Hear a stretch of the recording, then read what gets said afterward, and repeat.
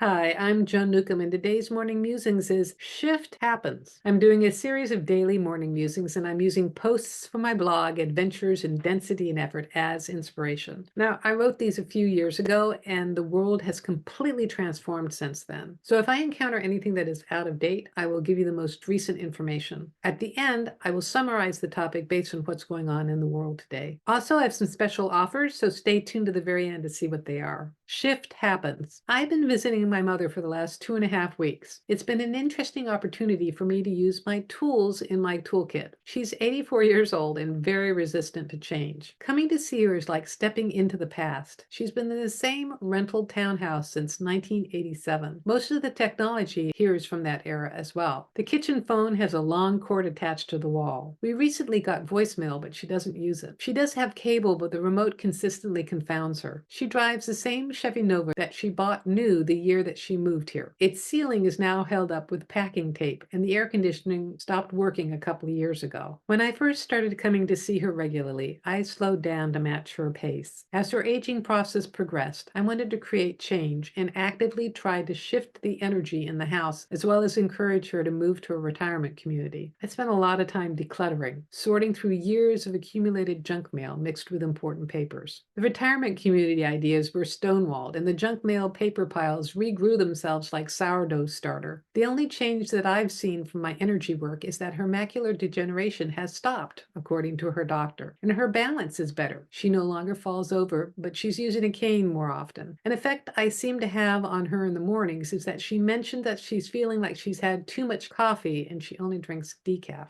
I think it's because I run a higher vibratory level. This time I showed up with the intention to respond to the present moment. Not much happened the first week, other than my recovering from jet lag and trying to maintain my work schedule. I observed, I noticed, and have responded to what I've seen. I've worked on not being reactive because that muddies my perception and doesn't really help anything. It occurred to me that there isn't any moving her from this house anytime soon. So the best thing is to get her help to maintain her quality of life. Light housekeeping, occasional errands, perhaps regular walks. She talked about getting a cleaning lady and someone to drive her places for years, but has never taken action. Realizing it was never going to happen unless I did something, I researched elder care services and made appointments with 3 of them. She got really furious with me for about 5 minutes. And now she's adjusting to the idea, probably because I keep emphasizing that this is about her maintaining her independence. I have no idea how this is all going to unfold. Although I want to have someone hired before I leave next week, it may not happen. I've had to continually let go of my agenda, as well as trying to create change in her life. Sometimes change happens suddenly, and sometimes it's evolutionary. Not everything has to be in the present moment, and not everything needs to be comfortable. Progress, not perfection, as the saying goes. Shift happens whether you want to or not, and it's all about going with the flow of what is. I usually end my articles with suggestions about what you can do for the next 7 days. In this case, I can only share what I'm going to do, which is to be in the present moment, respond to what is, stay in an energetic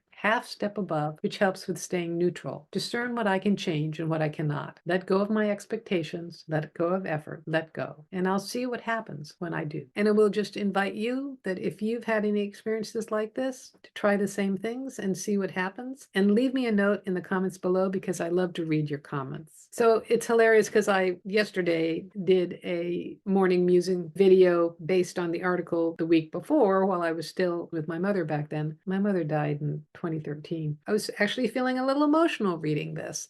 So how does this apply to the world today? I have to say that I think more and more of us, baby boomers, are getting older and getting Alzheimer's ourselves, but we're also more and more of us are having parents that are aging and experiencing dementia of some form or another. And for me and my experience with this was how to operate as consciousness and to bring consciousness into the circumstances that I had with my mother. And I had some really amazing experiences. I have a feeling that if I tell you this in this video, I'm going to read the next article and for tomorrow's video and be able to tell you the same story. But the thing I noticed was I'd go into my mother's house and it really hadn't changed since 1987. And I think you'll find that when people are older, yeah, their world hasn't changed much. But I think I was also energetically tuning in to how things were stuck, fixed, and not moving. And the thing that stands out here too is that sometimes change happens suddenly and sometimes it's evolutionary.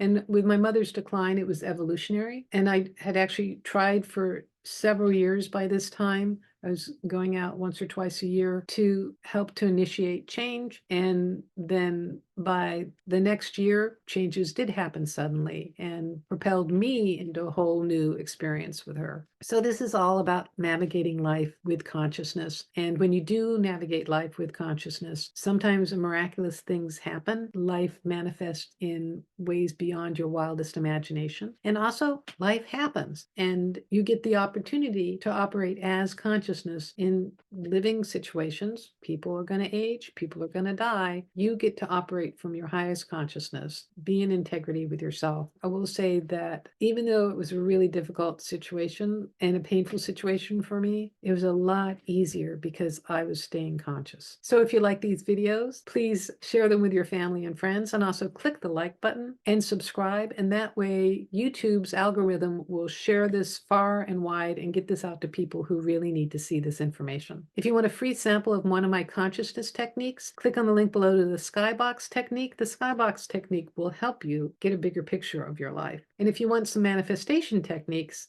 Manifesting Money and Miracles is my self-study course where you learn how to vibrate frequencies which can transform your life. And if you want to know more, my website is joan-newcomb.com. There you can find out more about my personal sessions where I take a look at you as consciousness and what's going on in your life today, and I can answer any questions that you might have. And it's all recorded just for you. If you want to learn how to do this for yourself, Manifesting Money and Miracles is a great preparation for my coaching special where I work with you one-on-one and I give you specifically chosen consciousness techniques for you to transform your life. So you can find out the details on my website. So go to my website, joan-newcomb.com, and I'll see you tomorrow in another Morning Musings.